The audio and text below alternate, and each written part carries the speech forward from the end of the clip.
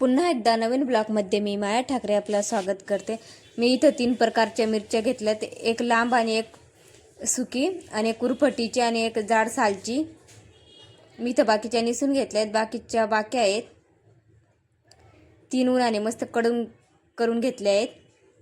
निसून झाल्या का आता आपण एका पातेल्यामध्ये थोडं तेल टाकून आणि भाजायला घेतोय।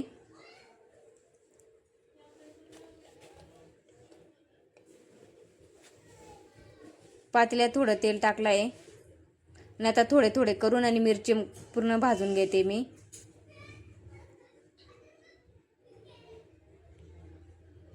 चॅनलवरती नवीन असाल तर सबस्क्राइब करा, लाईक करा आणि आपले व्हिडिओ पाहत राहा।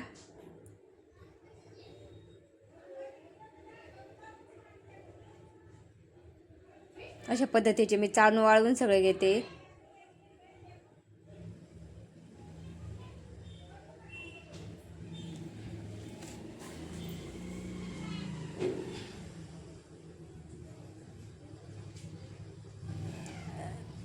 गॅस जास्त चालू राहिला का लगेच बळून जायचे, त्याच्यामुळे गॅस कमी केला आणि थोडं कमी गॅसवरती भाजत आहे।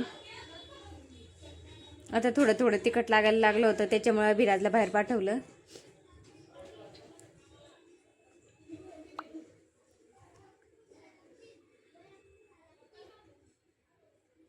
अशा पद्धतीचं मी आता सगळे मिरच्या भाजून घेत आहे।